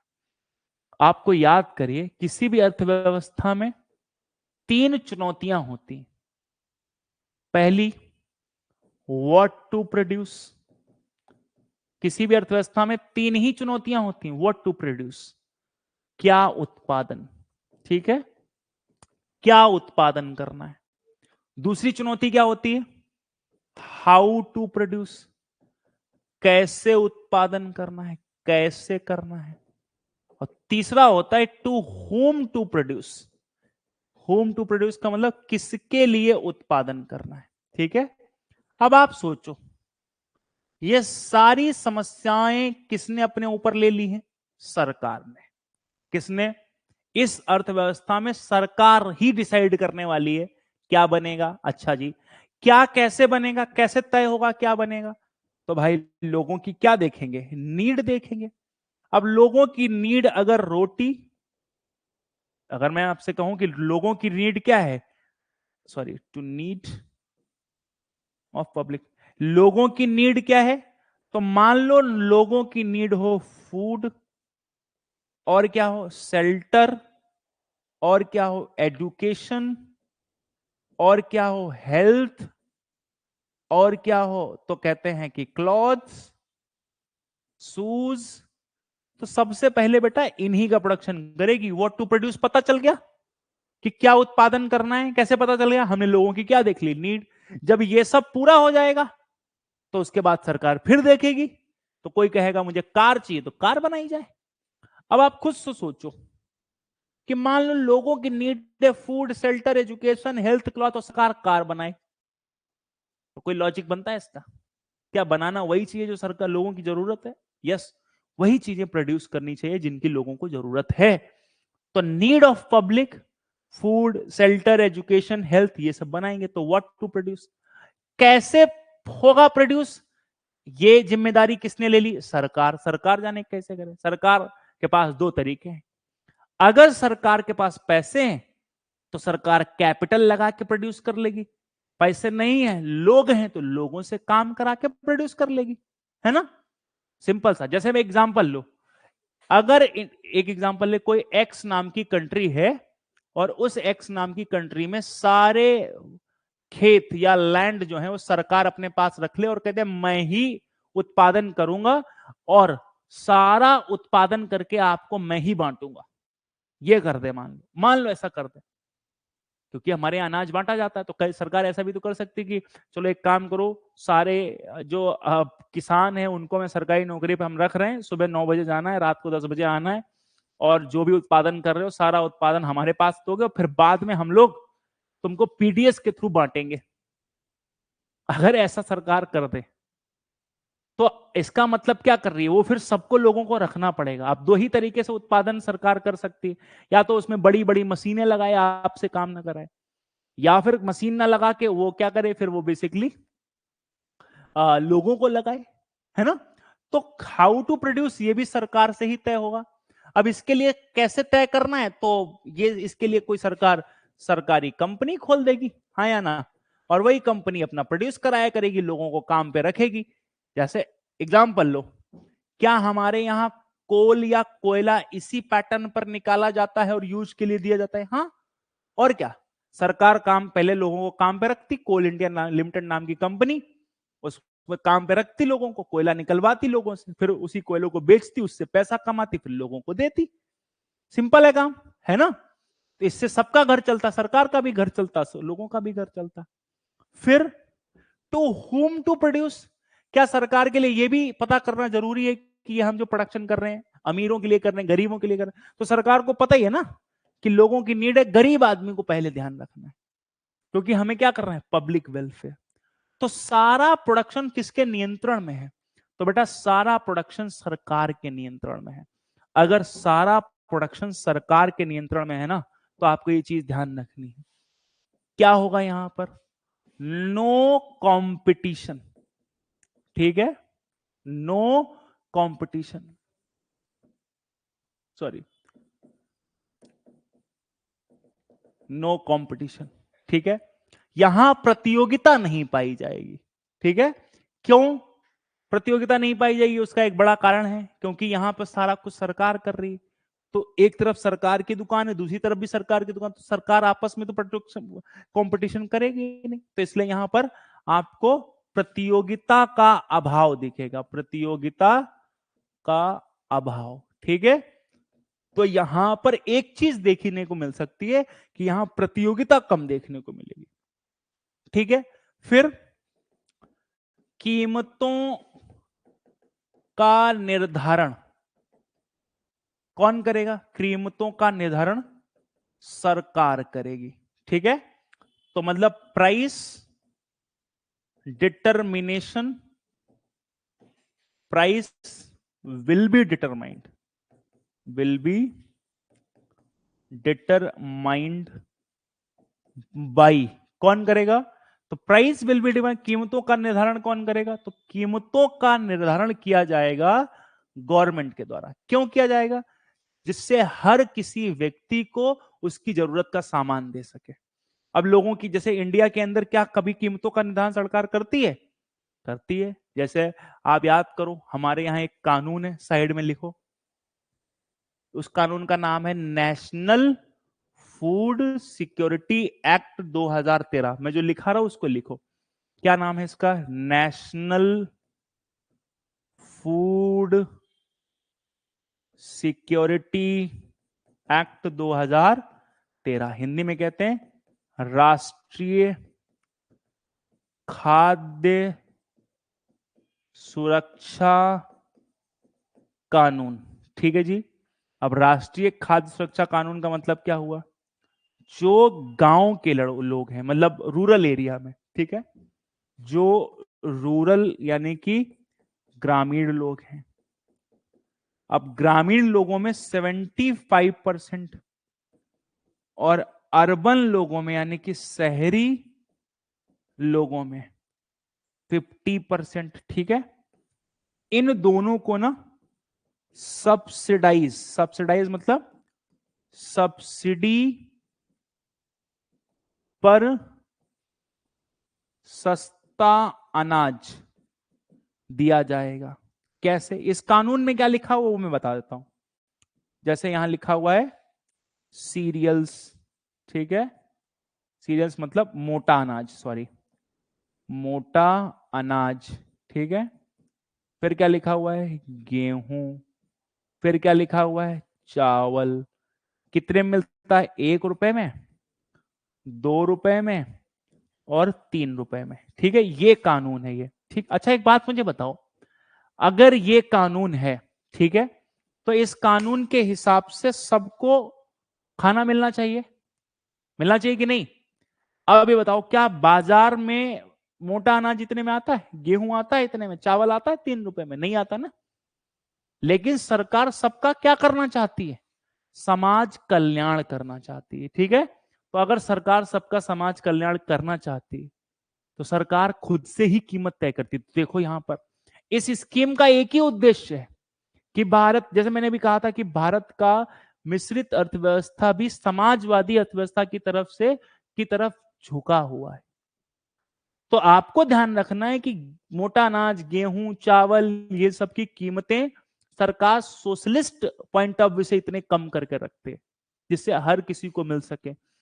तो हम यहां पर क्या कह सकते हैं कि आय की असमानता को कम करना है ना। तो क्या मैं ऐसे लिख सकता हूं? Elimination of elimination of elimination of income inequality. क्या इसका उद्देश्य है कि गरीब आदमी को ज्यादा से ज्यादा सुविधाएं दो जिससे वो और ज्यादा गरीब। मान लो एक एग्जांपल लो, 2 लोग हैं, एक्स पर्सन है, उसकी इनकम है 20,000 रुपया महीना, वाई पर्सन है, उसकी इनकम है 5,000 रुपया महीना। अगर यहां पर सरकार उसकी कुछ सहायता कर दे, है ना, तो ये इसके 5,000 रुपए क्या हो सकते हैं? सेफ हो सकते हैं, है ना। बचत हो सकती कि नहीं। अगर सेव हो जाएंगे, बच जाएंगे, तो उसके पास भी थोड़ी इनकम हो जाएगी। अगर उसको सहायता नहीं दोगे तो ये 5,000 रुपए वो खर्च कर देगा खाने वगैरह पर, तो उसके पास तो जीरो बचेगा। तो एक के पास जीरो, एक के पास मान लो खर्चा वर्चा करके 15,000, तो क्या ये इसके जैसा कभी बन पाएगा? नहीं बन पाएगा। तो दोनों की जिंदगी को अच्छा चलाना है हमें, ठीक है, तो इसीलिए ये काम किया गया है। ठीक है, आय की असमानता। एक बार कमेंट सेक्शन में बता दो कि यहां तक किसी को कोई तकलीफ नहीं है। जल्दी से बताइए, फटाफट मैं पानी पी लेता हूं। जल्दी से कमेंट करो।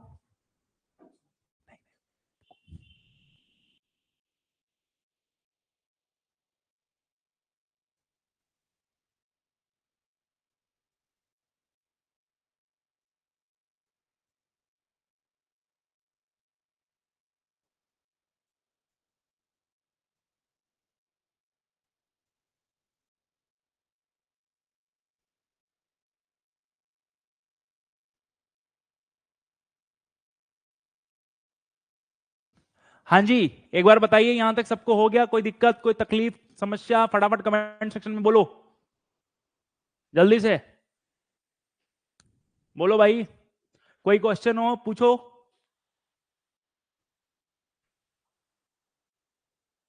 हाँ जी, कोई प्रॉब्लम नहीं है, बहुत बढ़िया।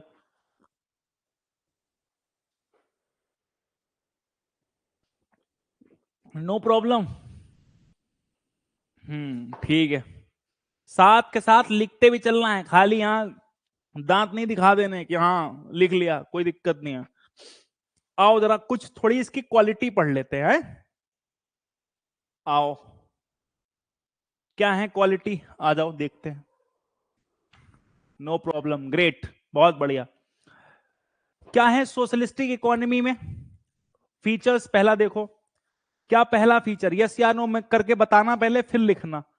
Collective ownership of means of production. Collective ownership का मतलब है कि संसाधनों पर सामूहिक, इसके फायदे क्या हैं या इसकी विशेषताएं क्या हैं, ठीक है जी, और इसके नुकसान क्या हैं, ये हम अब देख रहे हैं। संसाधनों पर सामूहिक नियंत्रण, ठीक है जी। इसका मतलब सरकार, देखो किसी भी चीज के ऊपर सरकार का कंट्रोल, सरकार कौन इलेक्ट करता है? अपन, हम लोग से ही तो सरकार बनती है, तो इसका मतलब सरकार मालिक तो हम मालिक, ठीक है। फिर सेंट्रल प्लानिंग, केंद्रीय नियोजन। केंद्रीय नियोजन का मतलब यह है कि बेसिकली इसके अंदर एक जगह प्लानिंग होती है और उस प्लानिंग से हम तक सब चीजें पहुंचाई जाती हैं, है ना। यानी कि गरीब आदमी की प्लानिंग होगी, गरीब आदमी को कैसे आटा दिया जाएगा, राशन दिया जाएगा, ये सब ना। लैक ऑफ कंपटीशन, प्रतियोगिता अभाव, प्रतियोगिता अभाव हो गया इसमें, ठीक है जी। एंड ऑफ क्लास स्ट्रगल, ठीक है, वर्ग संघर्ष की समाप्ति। अच्छा जी, अब आप कहेंगे वर्ग संघर्ष की समाप्ति का मतलब, ये बताओ, जब हम लोग कैपिटलिज्म पढ़ रहे थे तो उस समय क्या हम लोगों को यह बात पता चली थी कि अमीर आदमी और अमीर हो जाएगा, गरीब आदमी और गरीब हो जाएगा? करा था ना डिस्कस हमने, सोचो, किया था हमने, याद करिए। तो गरीब आदमी और गरीब हो जाएगा, अमीर आदमी और अमीर हो जाएगा, तो इसका मतलब उस वाली व्यवस्था में क्लास बन जाएगा, एक अमीर क्लास और एक गरीब क्लास, दो तरीके के क्लास बनेंगे वहां। लेकिन इस व्यवस्था में ऐसा नहीं होगा। इस व्यवस्था में अमीर गरीब जैसा क्लास खत्म हो जाएगा। क्यों? क्योंकि जो अमीर क्लास होगा सरकार उससे ज्यादा वसूलेगी और गरीबों में बांटेगी, तो आय की समानता हो जाएगी, तो जो क्लास स्ट्रगल है ना वो कम हो जाएगा, ठीक है। इकोनॉमिक इक्वालिटी का मतलब है आर्थिक समानता, ठीक है जी, आर्थिक समानता। सोशल वेलफेयर मतलब समाज कल्याण, ये है इसकी विशेषताएं, ठीक है, ओके। लेकिन इसके कुछ नुकसान भी हैं। अच्छा ये बताओ, कोई आदमी क्यों मेहनत करेगा जब हर चीज सरकार नहीं करनी है?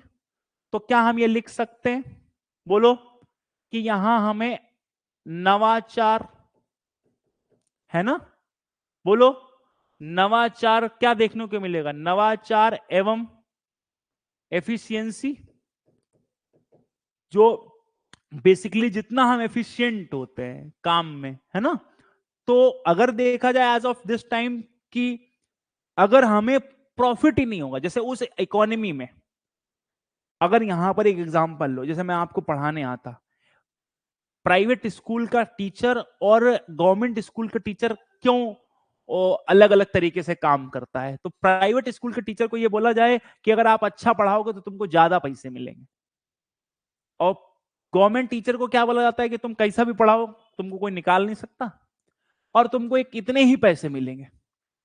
तो तुमने अक्सर देखा होगा कि गवर्नमेंट कॉलेज वाला सोता ही रहता है, वो उसको बड़ा मजा नहीं आता, वो सुस्त रहता है। अपने यूपी बिहार में तो और ही खत्म रहते हैं, है ना। तो प्राइवेट स्कूल का टीचर पूरी मेहनत से पढ़ाएगा, पूरी एफिशिएंसी लगाएगा, है ना, वो एफिशिएंटली वर्क करेगा। तो यहां पर हमें उसकी एफिशिएंसी और इनोवेशन, वो नई नई टेक्निक नहीं लगाएगा क्योंकि उसको पता है कोई फायदा नहीं है यहां कुछ काम करने का। तो नवाचार एवं उसकी जो एफिशिएंसी है, ठीक है, एफिशिएंसी के लिए जो एक हिंदी वर्ड होगा, एक बार देख लेना, एफिशिएंसी में कमी देखने को मिलेगी, ठीक है जी। फिर यहां पर हम ये कह सकते हैं लिमिटेड इंसेंटिव टू वर्क, किसी भी व्यक्ति के काम को सीमित सराहना मिलेगी, हाँ या ना, सीमित सराहना। क्योंकि भाई यहां पे आप कितना भी बढ़िया काम कर दो तो खूब कमाई तो होगी नहीं, क्योंकि सरकार जो देगी वही रखना पड़ेगा आपको, ठीक है। फिर यहां पर क्या कर रहे हैं कि संसाधनों, difficulty in pricing and resource allocation. अब सरकार के लिए संसाधनों के आवंटन, संसाधनों के आवंटन एवं कीमत निर्धारण में समस्या या कठिनाई देखने को मिलेगी। अच्छा, ऐसा क्यों देखने को मिलेगा वो भी देख लो। ऐसा कीमत निर्धारण करने में कठिनाई इसलिए देखने को मिलेगी, उसका एक कारण है। संसाधनों के आवंटन एवं कीमत निर्धारण में कठिनाई। क्या कठिनाई? जैसे मान लो लैंड है, ठीक है जी, फिर पता चलता है कि इंडस्ट्रीज है, तो हर किसी को बराबर कैसे बांटोगे? अब सरकार के पास मान लीजिए कमाकर 10 लाख रुपए आए, अब उसमें भी सरकार को पहले से पता होना चाहिए कि किसके पास कितना है, किसको कितना देना है। अब याद करो, हमारे यहाँ एक समस्या है, जब अनाज बांटती है सरकार, तो अनाज तो आता गरीबों के लिए, लेकिन वो ले कौन लेता है? अमीर लोग भी ले लेते हैं, ले लेते हैं कि नहीं? स्कॉलरशिप गरीब के बच्चों के लिए आती है, ले अमीर भी लेते हैं। तो क्या सरकार के लिए एक बार हमेशा समस्या बनी रहती है कि किस तरीके से लोगों तक सुविधा पहुंचाई जाए? ये एक समस्या हमेशा बनी रहेगी, हमेशा। तो ये भी एक बड़ी समस्या है। दूसरा, गवर्नमेंट में पावर एब्यूज, सरकार शक्तियों, बोलो, सरकार, या हम ये कह सकते सरकारी शक्तियों का दुरुपयोग।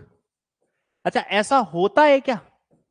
आपने देखा है सरकारी कोटे पर जाओ राशन लेने के लिए, तो उन्हें वही करता धरता है सारे, तो वो गरीब आदमी को इज्जत नहीं देते, क्योंकि यहां सब लोग किस पर निर्भर हो गए? सरकार पर, तो वो उसको इज्जत ही नहीं देंगे, है ना?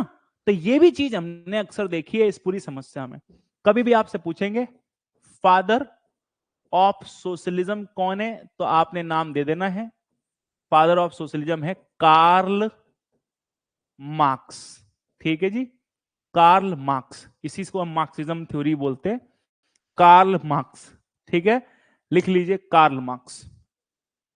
और इनकी एक बुक भी है जिसका नाम है दास कैपिटल। ठीक है, इन्होंने भी एक बुक लिखी दास कैपिटल, लिख लो, इनकी किताब का नाम है दास कैपिटल। ओके, डन कर दो भाई, Das Kapital.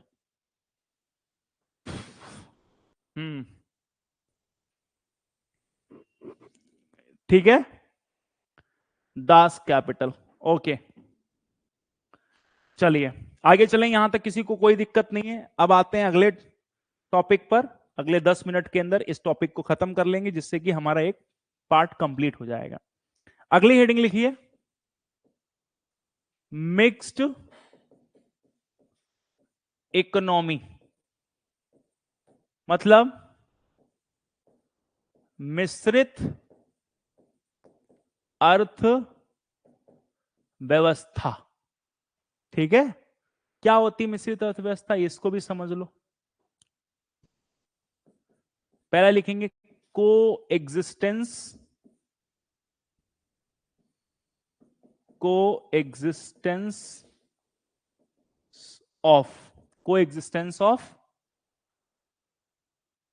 Socialism and capitalism. ठीक है, कैपिटलिज्म मतलब समाजवादी एवं पूंजीवादी अर्थ व्यवस्था के गुण एक साथ पाए जाते हैं। ठीक है, समाजवादी अर्थव्यवस्था और पूंजीवादी अर्थव्यवस्था के गुण एक साथ पाए जाते हैं, पहली चीज तो ये। ठीक है, अच्छा जी, क्या उद्देश्य होगा अगर ऐसा हो गया तो सोशलिज्म क्यों होता था? तो ऑब्जेक्टिव क्या होगा, उद्देश्य क्या होगा? तो सिंपल सा उद्देश्य होगा। क्या उद्देश्य होगा? कि profit making with social welfare, social welfare. ठीक है, समाज कल्याण के साथ साथ, है ना, लाभ अर्जन। ठीक है, तो यहां पर लाभ भी कमाना है और क्या करना है, और इसके साथ साथ हाँ बिल्कुल लोक कल्याण भी करना है और लाभ भी कमाना है। ठीक है, दूसरा इसके अंदर, ठीक है, प्रोडक्शन जो होगा, प्रोडक्शन, ठीक है, उत्पादन की जिम्मेदारी ना दोनों की है। ठीक है, इस पूरी व्यवस्था में या संसाधनों पर नियंत्रण, ऐसा लिख लो, संसाधनों पर नियंत्रण, ठीक है, रिसोर्सेस कंट्रोल्ड बाय, क्या लिख सकते हो, प्राइवेट सेक्टर और पब्लिक सेक्टर। ठीक है, क्या हम लिख सकते हैं कि यहां पर जो उत्पादन है वो निजी क्षेत्र भी करता है और कौन करता है, सार्वजनिक क्षेत्र भी करता है, यानी कि दोनों लोग इसमें उत्पादन कर सकते हैं, सरकार और प्राइवेट दोनों। बिल्कुल हाँ जी, किसी एक के पास सरकार यानी कि एक के पास सभी संसाधनों की जिम्मेदारी नहीं होगी, है ना। Some part of will belong to the private sector and some part of the sector is fall under the public sector. जैसे एग्जाम्पल लेते हैं, ठीक है, यहां तक उम्मीद करते हैं लिख लिया सबने। ठीक, एक एग्जाम्पल दे रहा हूं मैं आपको, जैसे India is a mixed economy. Bharat कैसी अर्थव्यवस्था है, मिश्रित, ठीक है, मिश्रित अर्थव्यवस्था है। तो इंडिया के अंदर आपको प्राइवेट सेक्टर कंपनीज भी दिखेंगी, आपको दिखाता हूं मैं आपको, प्राइवेट सेक्टर एंटरप्राइजेस भी दिखेंगे, ठीक है, जो प्रोडक्शन कर रहे हैं। एग्जांपल जैसे रिलायंस इंडिया लिमिटेड, है ना, जैसे अडानी ग्रुप, है ना, फिर और क्या हो गया इसके अलावा, टाटा, है ना, गोदरेज। तो ये सब कंपनियां कैसी हैं, प्राइवेट सेक्टर की है कि नहीं है, नहीं नहीं कोई रेशियो नहीं है, नहीं नहीं, सेक्टर्स आर डिफाइंड। जैसे इंडिया के अंदर हमारे यहां प्राइवेट सेक्टर भी कर सकता है, पब्लिक सेक्टर, ऐसा बैलेंस रखने की कोशिश नहीं करनी है अपने को। जैसे हम लोग मोदी जी पे एक ब्लेम लगाते हैं कि मोदी जी देश की बड़ी बड़ी कंपनियों को बेच रहे हैं, तो ऐसा बिल्कुल मतलब नहीं कि वो बेच रहे हैं, वो उन कंपनियों की जिम्मेदारी प्राइवेट सेक्टर को लोगों को दे रहे हैं, क्योंकि उन्हें ऐसा लगता है या सरकार को ऐसा लगता है कि प्राइवेट सेक्टर के लोग ज्यादा बेहतर काम करते हैं, तो इसलिए उन्होंने उनको बोल दिया, है ना। तो private sector enterprises Reliance India limited, Adani, Tata, Godrej, ये इसी तरीके से पब्लिक सेक्टर एंटरप्राइजेस भी है इंडिया के अंदर। और यहां तक कि पब्लिक सेक्टर एंटरप्राइजेस को या सरकारी कंपनियों को ना हमने कई हिस्सों में बांटा। इंडिया में तो कई तरीके की सरकारी कंपनियां होती, जैसे महारत्ना कंपनी। आपका आज का काम भी यही है कि सभी लोग महारत्ना कंपनी के बारे में पढ़ के आएंगे। दूसरी कौन सी होती है, नवरत्न कंपनीज। मैं आपको होमवर्क यही देता हूं, ठीक है। तो नवरत्न कंपनीज होती हैं, और कौन सी कंपनियां होती हैं, मिनी रत्न कंपनी होती है ना। तो इंडिया में अच्छा, ये कंपनी का नाम नहीं, एक कैटेगरी है। अगर कंपनियां देखनी है तो एग्जांपल के लिए मैं लिख देता हूं, भेल, है ना, ONGC, अमित जी, अच्छा ठीक है, एक से, हाँ, ONGC, और क्या है, HPCL सुना है, हिंदुस्तान पेट्रोलियम कॉर्पोरेशन लिमिटेड, और कंपनी कोल इंडिया लिमिटेड, है ना, NTPC, ये सब सरकारी कंपनियां हैं। ये मैंने आपको एग्जांपल दिया, लेकिन अब आपको क्या करना है, ये महारत्न, नवरत्न और मिनी रत्न कंपनियों के बारे में घर से पढ़ के भी आना है, ठीक है। अब यहां तक आपको समझ में आ गया, कोई दिक्कत नहीं है यहां तक आपको? ठीक है, तो हमने क्या देखा, इंडिया एक मिक्स्ड इकोनॉमी है, सॉरी, इंडिया कैसी economy, India is a mixed economy. लेकिन इस अर्थव्यवस्था में ना एक चीज आपको ध्यान रखना है कि हम लोग, हाँ, महारत्न, नवरत्न और मिनी रत्न, मुझे कल बताना है आपको कि मिनी रत्न कंपनियां कौन सी होती हैं, महारत्न कंपनियां कौन सी होती हैं और नवरत्न कंपनियां कौन सी होती हैं भारत के परिप्रेक्ष्य में, ठीक है? क्योंकि भारत में सरकारी कंपनियों को एक कैटेगरी में डिवाइड किया गया है, ठीक है? तो हमने क्या देखा, इंडिया एक मिक्स्ड इकोनॉमी है, इंडिया के अलावा और भी कई मुल्क हैं। तो यहां पर ऐसा इसलिए किया गया होगा क्योंकि सोशलिज्म में क्या समस्या है, सोशलिज्म में कुछ कॉन्स थे, याद करिए।